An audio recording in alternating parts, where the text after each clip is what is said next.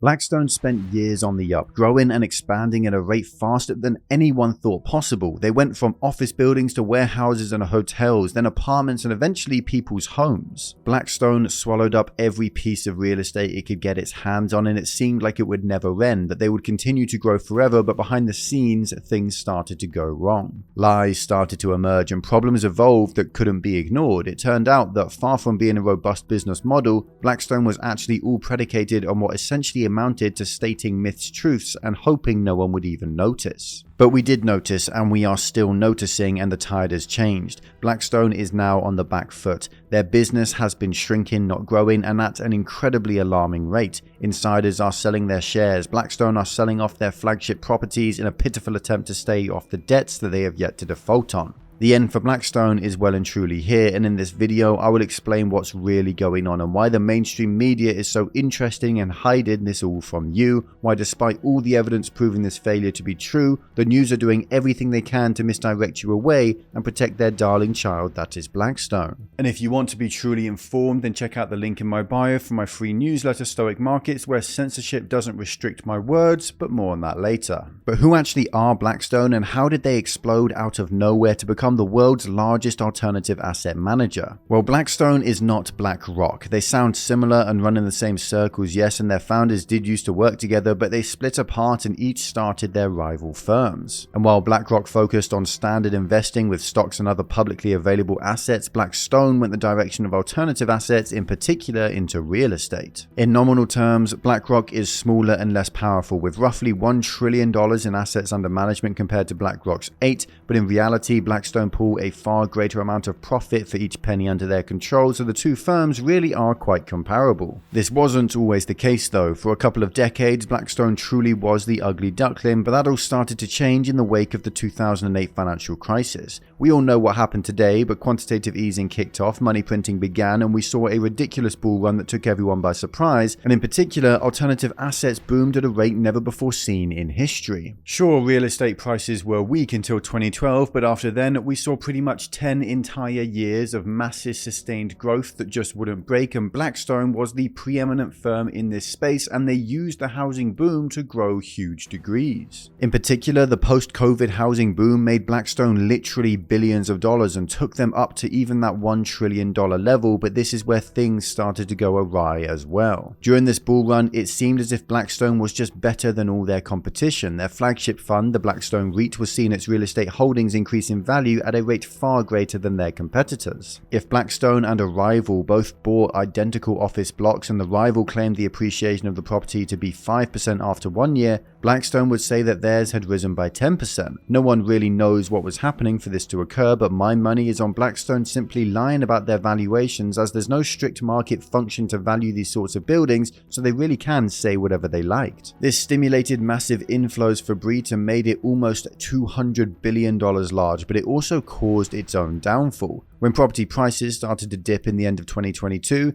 Blackstone's REIT saw its house of cards fall apart. By the time November had ended, Blackstone had put a halt on all customer withdrawals from their flagship fund. Blackstone's investors were running for the doors, only to find them bolted shut as the fire raged behind them. Their capital was trapped in what was now a failing fund, with valuations dropping by the day. December came around and once again the same thing had happened. Blackstone shut their doors and refused to give their customers back their money in what essentially amounted to a bank run. Blackstone was swift to remind everyone that they were within their legal rights to refuse to give the money back if they chose to, which is true, but that doesn't make the situation any less bad for the trillion-dollar firm. January ticked over and still the bank run raged on. February, March and April, and it continued again. Now May has ended and once again the bank run continues. For 7 consecutive months, Blackstone has been trying desperately to put out a fire that rages within their most prized fund, and for 7 consecutive months, Blackstone has utterly and totally failed. And as if to make the problem even worse, Blackstone has now started to default on their debts. They have literally billions of dollars of debt on their properties and they are unable to pay it all off, so they're simply refusing to pay it off and still trying to claim that it's no big deal. They failed to repay a $562 million bond that was due on some offices in Europe back in March. They begged and pleaded their investors for an extension or some kind of payment plan, but nothing was struck, and so they officially defaulted. Then a month later, they defaulted on 2 more bonds, one based in New York worth $270 $70 million, and one in Las Vegas worth $325 million,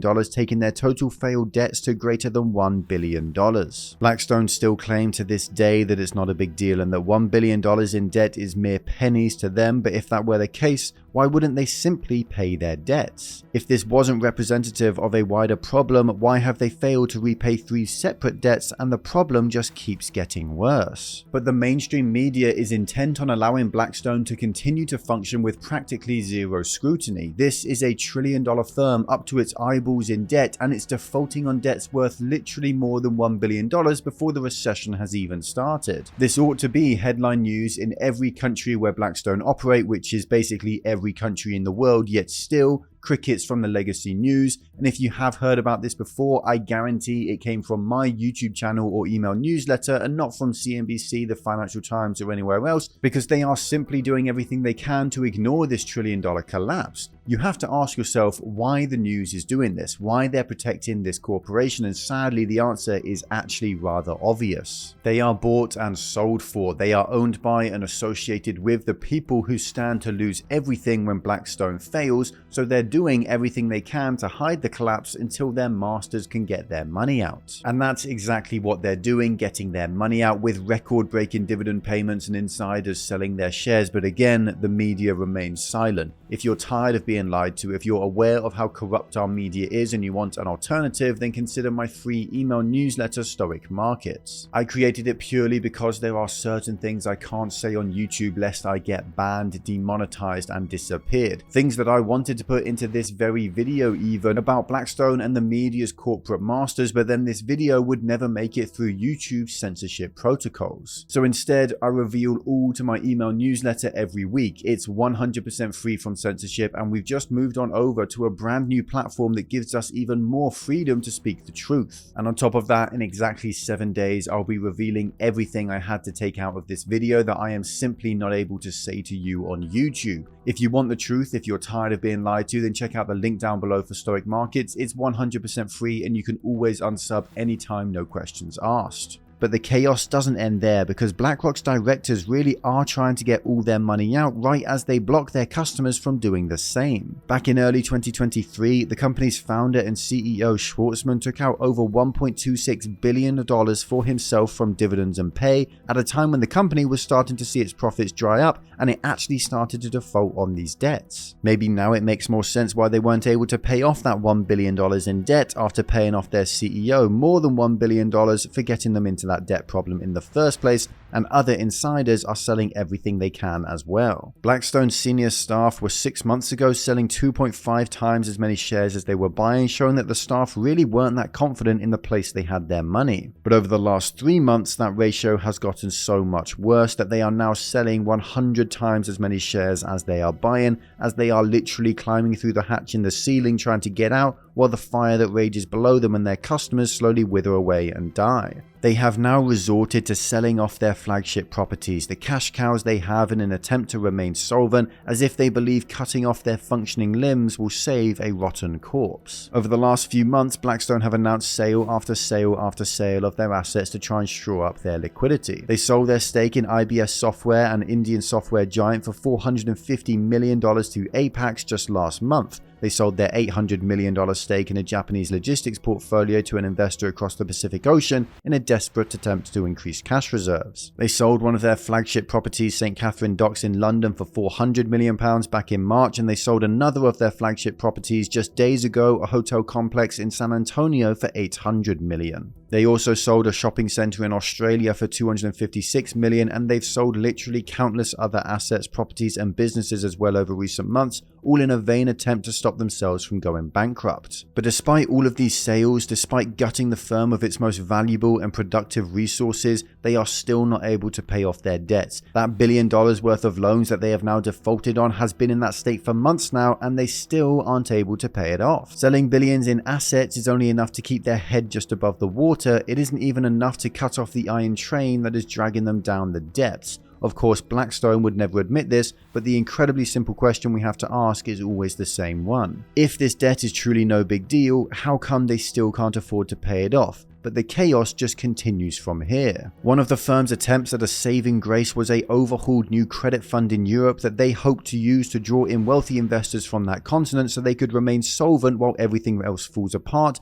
and this play is now only a few months old. But already things aren't looking promising in this space, as Blackstone has already decided to fire those responsible for this new fund after not seeing the results they desired, and so instead they're bringing in fresh meat to try and fix this offer and finally make it work. But here is the real kicker that will sound absurd to you, I know, but trust me, it is real. Blackstone thinks the solution to their woes might lie in American regional banks. Yes, the exact same regional banks which just followed mass failures and collapses and had to be bailed out entirely by the FDIC after they lost billions on unrealized bond positions. Blackstone is so desperate they have resorted to this dumpster fire of a sector to try and get them out of their rut, and it's at this point I have to say, be incredibly careful if these are the people you are invested with. They didn't see the banking crisis coming in the first place, and they were even more shocked than anyone else when it arrived, and in fact even liked the state of banks like SVB and First Republic on the run up to their failures. Now they expect us to believe them when they say they can invest into this sector and do well, while these banks are facing an existential crisis. The old definition of insanity is supposedly doing the same thing over and over again while expecting different results, but perhaps we should change it to simply Blackstone. Of course, you truly can't expect the mainstream media to reveal this information to you because they are bought and paid for, and they have been so for years at this point. If you want to know the truth, the only real option is through small, uncompromised and uncensored independent media like my free newsletter Stoic Markets. No matter what I say and who I expose, the elites can't delete the email list off my hardware. They can't stop you from receiving the information I publish if you want it, so it truly is the best uncensored financial news opportunity out there. I run it all entirely myself. I write every word and send every edition. It is 100% free and routinely exposes truly groundbreaking stuff that the rest of the media establishment is frankly terrified of. If you want the truth and nothing but the truth, it's only a click away with the link down below in the bio. Again, that's Stoic Markets with the link down below in the bio. Or if you want to see how bad, again, that's Stoic Markets with the link down below. Or if you want to see how a tool of the global elite's plan for world control is finally over, watch this video here.